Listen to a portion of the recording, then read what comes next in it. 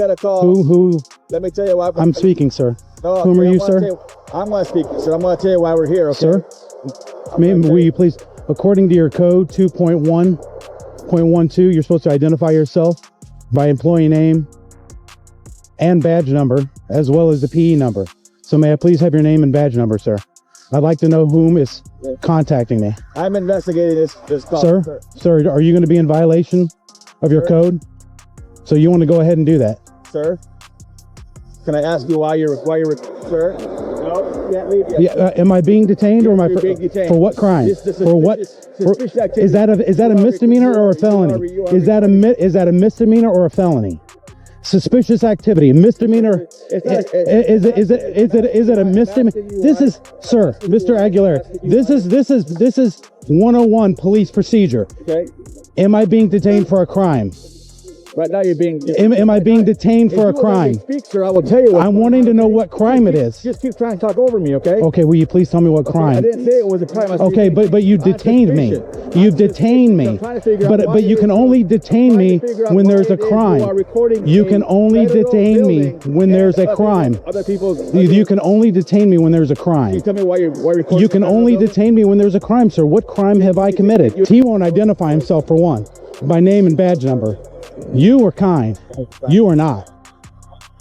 You are required by your code. I even gave you the code and the number. 2-1.12 of your code. Class F says you're supposed to identify by your name and badge number. Is that true? Is that true, sir?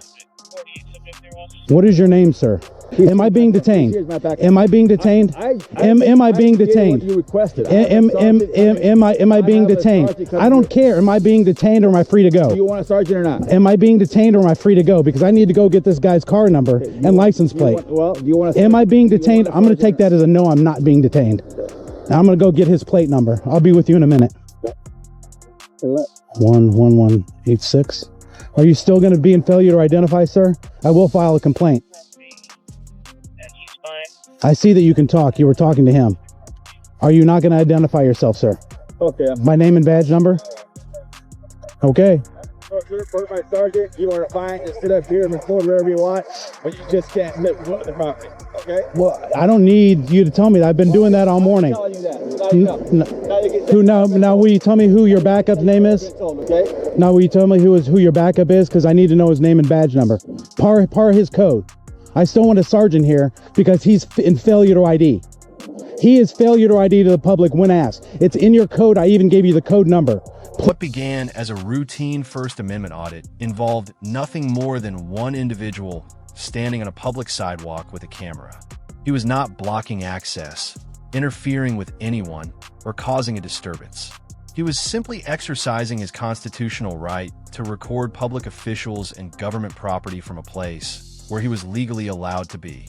As is often the case, however, the presence of a camera alone was enough to raise alarm. Within moments, 2 police officers arrived and attempted to assert control over the... Please get your sergeant here for this man's failure to ID. Okay, well, have a better day, okay? Yes, sir. Thank you. Here's the deal. Did they tell you why they were out here? They said that a citizen had called, said that I was filming the federal building here, as well as their homes. Okay. And is that a violation? I'm not the police. It's not a violation, right? Exactly.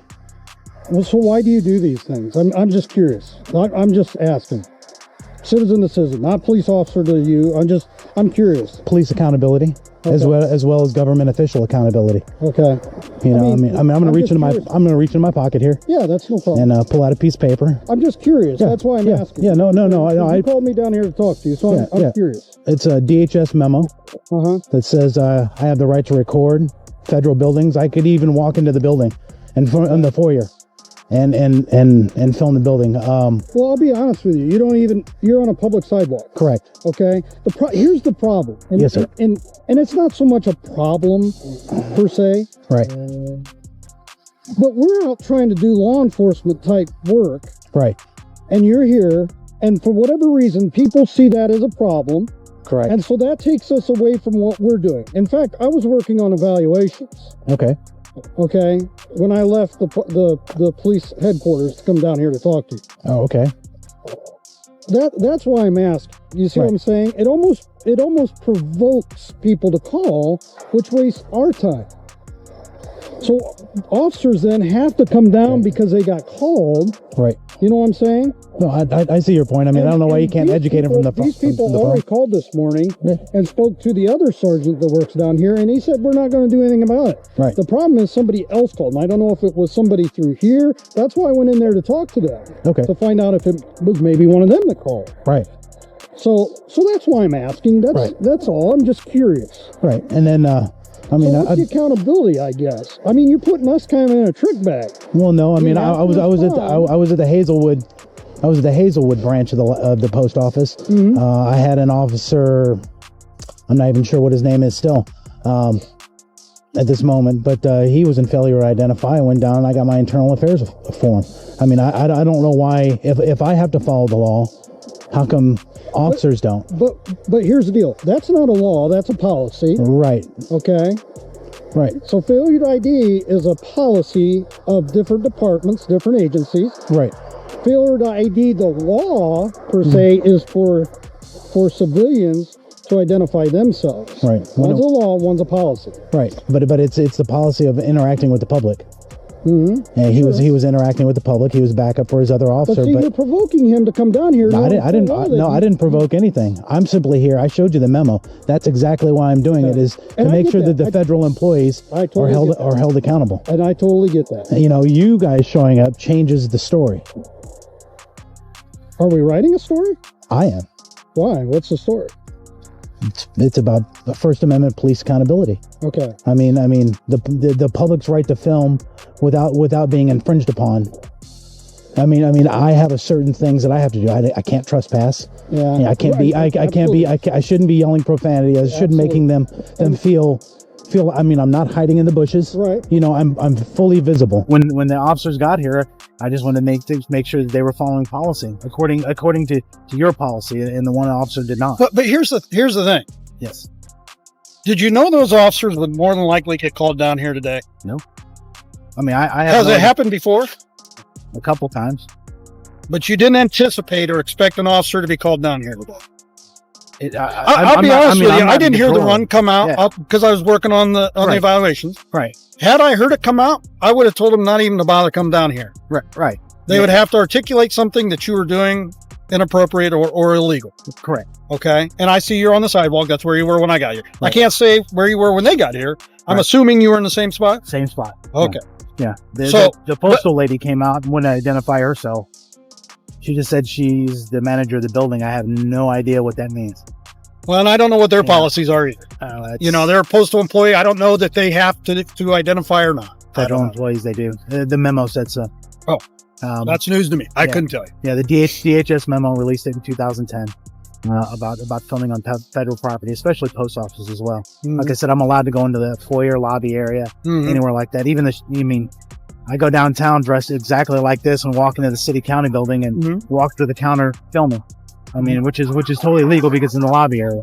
It's a public space, right? Right. Yeah. It's talk to Sergeant Johnson that's down there, and I don't know if he's part of internal affairs, but he's the one who kind of set me straight on how to get the policies and where to go to get the stuff I needed for public. Which officer did not identify himself? Let me ask you. And now I'll talk to you again as a police officer. It's kind of been a little bit of Amos. I think I'm not sure. That's the one that did or did not. Did not. How do you know his name? I think it was on there. I don't know. It was kind of covered up. Well, Amos is his name. So you saw his name correctly. Okay. So he identified himself. Not by badge number. Not according to the policy. My badge number's on there. No. That's not. No. Okay. Well, and it actually says in the policy that, I mean, if you want, I can show you the policy. 420 M 106. I'm sorry. I can even show you the policy. You don't have to show me the policy. I just got it from internal affairs. Yeah. I mean, and I took a picture of it so that way I would have. Yeah. Well, I'll be honest with you. I'm going to talk to him. Okay. We'll talk to all of our officers. Okay. Right. And revisit these policies. Just because it's on paper doesn't mean it's up here all the time. You know what I mean? Sometimes we need to revisit things. Okay. We're human, right? Yeah. Just like you're human. Right. Right. Yeah. So we'll revisit these things and just cover them. But my only thing is, don't provoke the police into doing things. We got better things to do than be out here addressing things like this. No, I agree. You agree? I agree. Yeah, not all the Because crime that's is out about there. police accountability too, right? Correct. Because you would be wasting our time and taxpayer resources, although you're a taxpayer, right? No. And we don't want to do that. Right. All right. Thank you so much. Thank Take you, care. sir.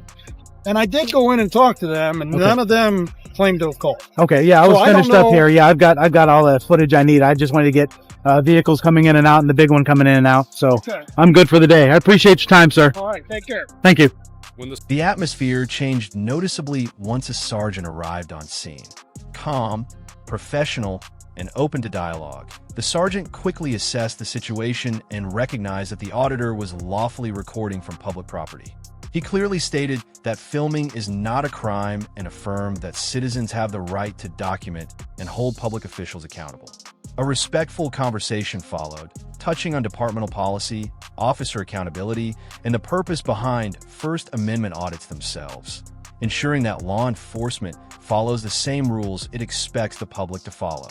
The sergeant acknowledged that policies sometimes need to be revisited and reinforced, agreeing to address the matter with his officers. What began as a call about a suspicious person with a camera concluded peacefully